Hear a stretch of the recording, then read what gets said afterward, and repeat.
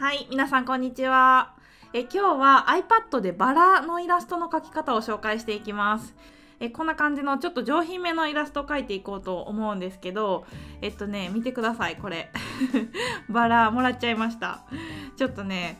プレゼントでもらったんですけど、アミティ先生にはこのバラがすごく似合うよってね、言ってくれる人がいて、もらったんで、ちょっとこれを見ながらですね、今日はバラのイラストをね、描いていこうと思います。で、今完成品見せてるんですけど、ちょっとね、複雑で難しそうっていう風に思うかもしれないんですけど、ステップバイステップで紹介できたらと思うので、これを見たらですね、誰でもバラが描けるようになります。ぜひ一緒に動画を見ながらですね、描いてもらえると嬉しいです。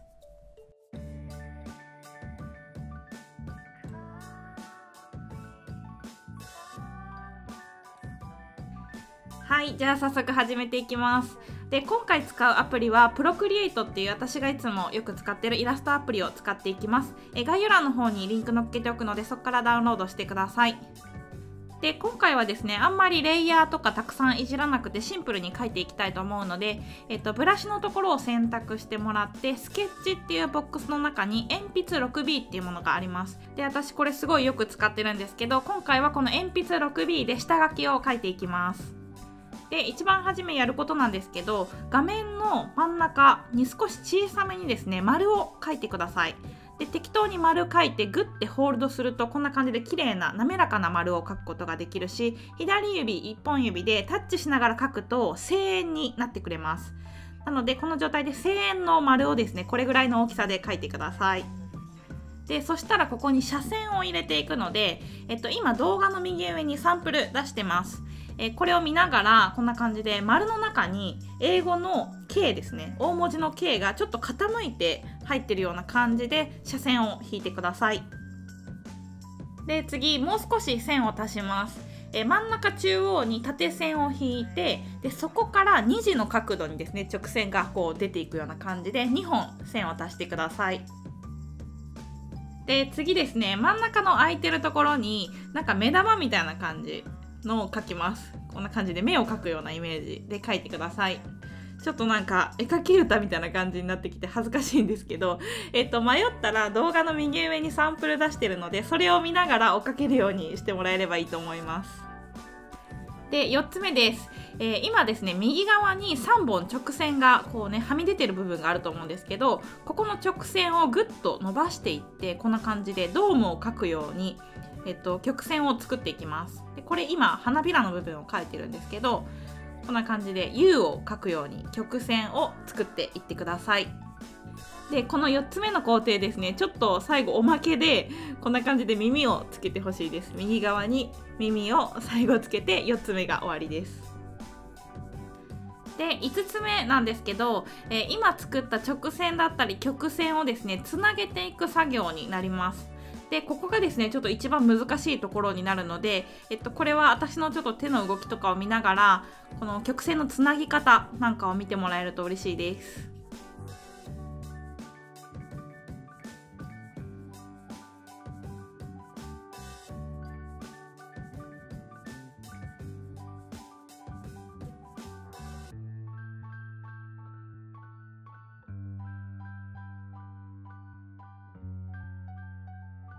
で、この真ん中の目のところの中ですね、もう描いていってください。花びらが集約しているところになるので、適当にですね、ゴニョゴニョっとうにゅうにゅっとした線を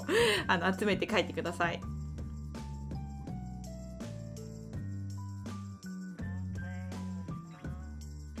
で、ここまでできたらですね、もうこのバラのベースのところは完成になります。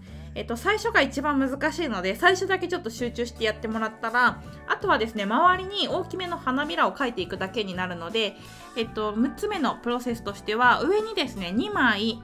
大きめの花びらを追加してください。右上に1枚と左上に1枚ですね。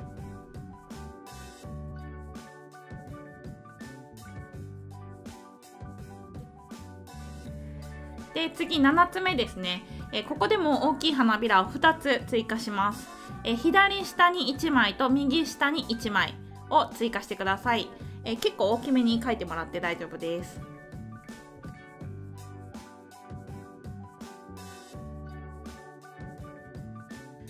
で、でちょっとここで Tips なんですけど、もしこの花びらの形を変えたい時ですね、でその時は一回消しゴムで消してもう一回描いてもいいんですけど、おすすめの方法としてはですね、歪みっていう機能があって、プロクリエイトには。でこの歪みの機能は左上の調整パネルのところに歪みっていうボタンがあるので、これを押します。でそうすると下にパネルがね出てくるんですけど、この中から一番左側プッシュっていうところが、ブルーで点灯してるような状態にして、サイズをちょっと変えてですね、こんな感じでバラの花びらのところをグッと押すと、こう線が歪んでいくんです。であんまり強くやりすぎちゃうとこんな感じで歪んじゃうんですけど、微調整であればこの歪み機能を使ってちょんちょんちょんってこう押していくような感じでですね、この花びらの形を整えてあげることができます。なのでこの歪みの機能をですね、ぜひ覚えてもらって花びらの形を整えていってください。で、プロセス8個目いきます。さらに大きな花びらを付け加えていきます。左上に1個と、右下に1個ですね、対角になるようにかなり大きな花びらをつけてください。で9個目、まだつけます。次はですね、左下と右上、これも対角になるように、大きな花びらをつけます。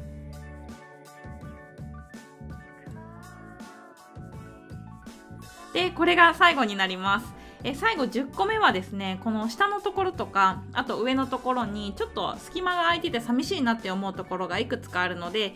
それはですね、皆さん描きながらバランス見て最後にこう隙間を埋めていくような感じで花びらを追加していきます。ですごいボリューミーなバラにしたかったらですね、どんどん花びらを追加していってもいいですし、逆にあんまり大きくしたくないと小さいバラにしたいときはこの歪み機能を使ってこのバラをですねキュッキュッキュッと小さくしていってあげるのもいいと思います。でこういうのができるのがですね iPad のいいところ、デジタルアートのいいところなので、この辺の機能はどんどん活用して最後仕上げていってください。はい、ではこんな感じでバラの描き方が終了になります。どうですかね、皆さん描けましたか？結構ね、このバラって花びらが何枚も何枚も重なってるからすごい難しそうに見えるんですけど、一個一個ステップバイステップでやると誰でも描けるので、今日は10個ステップを紹介したので、何回か見返してですねやってもらえればいいと思います。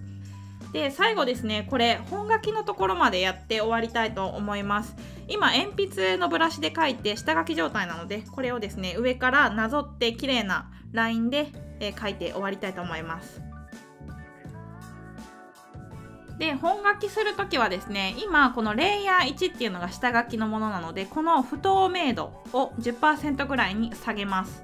でそれで新しいレイヤーをですねプラスのところから1個上に追加して、ここに書いていくんですけど、今回はですねインキングっていうブラシのボックスの中の、おすすめはゲルペンとかあと製図ペンがすごい綺麗なラインが描けたりするので、